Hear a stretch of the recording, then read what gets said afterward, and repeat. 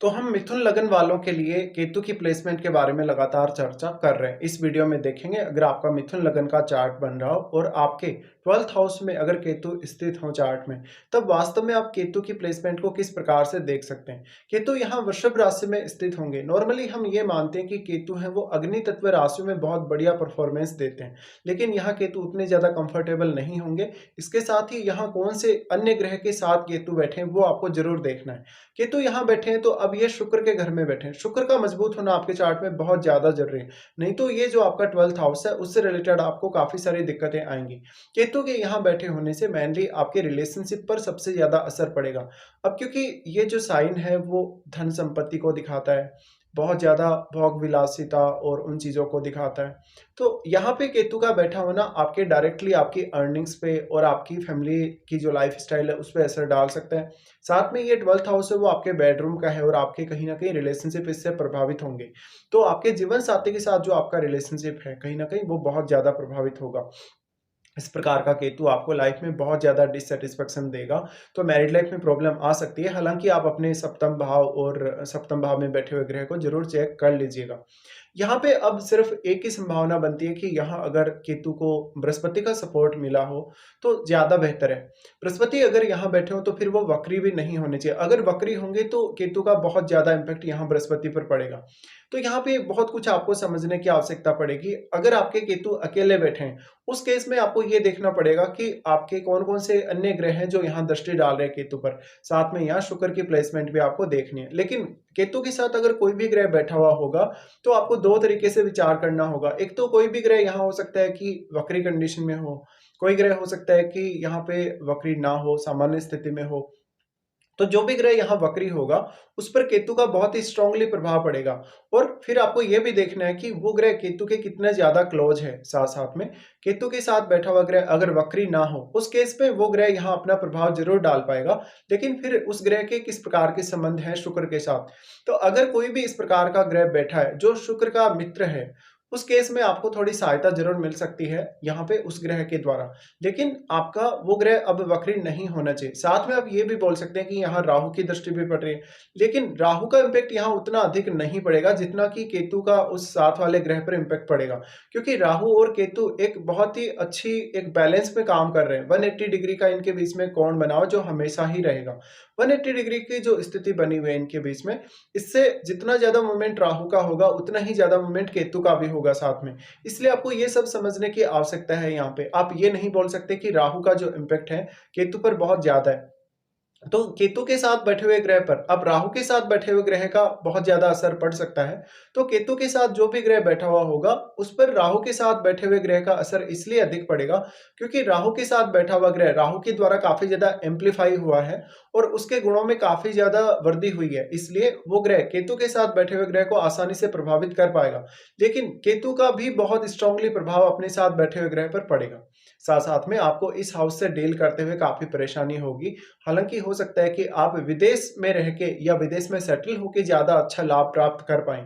इस प्रकार के केतु को अगर यहाँ पर बृहस्पति का सपोर्ट मिल जाता हो तो ये आध्यात्मिक प्रोग्रेस आपको दे सकता है। इस प्रकार का केतु है तो ज्यादातर आप अपने धन को दान करने के बारे में सोचेंगे, आप लग्जरी या भोग विलास से दूर रहेंगे। लेकिन अगर शुक्र मजबूत हो, कुछ हद तक आपके रिलेशनशिप बेहतर हो सकते हैं। यहाँ केतु के स्थित होते हुए अक्सर जीवन में आपको यात्राएं करनी पड़ सकती हैं। वो यात्राएं किसी धार्मिक या आध्यात्मिक पर्पज से हो सकती हैं। यहाँ केतु है तो आपको अपने अर्निंग्स और अपने जो भी खर्चे हैं उनके साथ डील करने में काफी ज्यादा दिक्कतें होंगी। साथ साथ में आपकी कोई भी प्रकार की क्रिएटिविटी या कोई भी प्रकार की स्किल्स भी इससे प्रभावित होगी। तो कहीं ना कहीं आपको केतु का यहाँ पर प्रभाव एक्चुअल में देखना चाहिए। केतु यहाँ बैठे हैं तो जातक एकांत में रहना ज्यादा पसंद करेगा। वो कहीं ना कहीं रिश्तों के साथ उतना अच्छे से कनेक्ट नहीं हो पाएगा। और आपके चार्ट में जिन भावों के भी स्वामी यहाँ केतु के साथ बैठे हों, हो सकता है कि यहाँ कोई 2 ग्रह अन्य ग्रह बैठे हों या एक ग्रह भी अगर बैठा हो, तो उन भावों पे फोकस करिएगा जिन भावों के वो ग्रह स्वामी बनते हैं आपके चार्ट में। उन भावों से जुड़े हुए रिश्तों, उन भावों से जुड़े हुए कार्यों या किसी भी प्रकार का आपको इनकम प्राप्त होता हो उन भावों से या भौतिक सुख प्राप्त होता हो, उनमें आपके कमी आएगी। केतु यहाँ बैठे हैं तो मोस्टली हम 12th हाउस में केतु को वैसे तो काफ़ी अच्छा मानते हैं, लेकिन यहाँ ये शुक्र के घर में बैठे हैं, तो आपका ये हाउस के जो गुण हैं या इस हाउस का जो इम्पैक्ट है, उसको केतु कम करने का काम करेंगे। क्योंकि केतु जिस भी भाव में स्थित होते हैं, उस भाव के गुणों को वो सोखने का काम करते हैं। इसलिए आपको यहाँ ये समझना ज़रूरी है कि 12th हाउस से रिलेटेड आप कोई भी प्रकार का काम करेंगे, उसमें आपको ज़्यादा मेहनत करनी पड़ेगी और कभी-कभी ऐसा भी होगा जब आप काफ़ी सारे रॉन्ग डिसीज़न भी ले लेंगे। तो सबसे पहले तो आपको अपने डिसीज़न्स को सही करना होगा। साथ में केतु यहाँ बैठे हैं, तो सबसे ज़्यादा जो इम्पैक्ट पड़ेगा आपके ट्रैवलिंग पे पड़ेगा, आपके डिसीजन लेने पे पड़ेगा, आपकी मैरिड लाइफ पे या रिश्तों पे पड़ेगा। इसके साथ-साथ अपने परिवार से या जीवन साथी से कभी-कभी आप बहुत ज़्यादा असंतुष्टि या डिटैचमेंट भी महसूस करेंगे। केतु के यहाँ होते हुए अपनी अर्निंग्स को बहुत ही अच्छे से आप यूटिलाइज़ करिएगा। साथ में जो भी आप सेविंग्स कर रहे हैं, कहीं न कहीं उन पे ज़्यादा फोकस करिएगा। इस प्रकार का केतु आध्यात्मिक प्रोग्रेस तो फिर भी आपको दे सकता है, लेकिन भौतिक जीवन की तरफ उतना अधिक नहीं लेकर जाने वाला। अगर आपको केतु की महादशा भी हो, तो और भी ज़्यादा स्ट्रांगली इम्पैक्ट आपको यहाँ केतु करेंगे। केतु यहाँ बैठे हैं, तो जिस भाव के भी स्वामी यहाँ केतु के साथ बैठे हुए होंगे, उस भाव से संबंधित आपको सही निर्णय लेते समय काफ़ी मेहनत करनी होगी या उस हाउस से रिज़ल्ट जो आपको प्राप्त हुए हैं इस जीवन काल में, उनसे आप बेहद असंतुष्ट होंगे। यहाँ का केतु सेल्फ रियलाइज़ेशन देता है कहीं न कहीं या आपको सेल्फ को खोजने के लिए प्रेरित करता है कि वास्तव में आप कौन हैं या आप खुद को खोजने के लिए बहुत ज़्यादा समय लगाएँगे कभी-कभी। तो इस प्रकार के जातक अक्सर अगर अपनी फैमिली से दूर जाएँ, किसी दूसरी कंट्री में रहें, किसी दूसरे स्टेट में रहें, तो वो ज़्यादा बेहतर कर पाते हैं।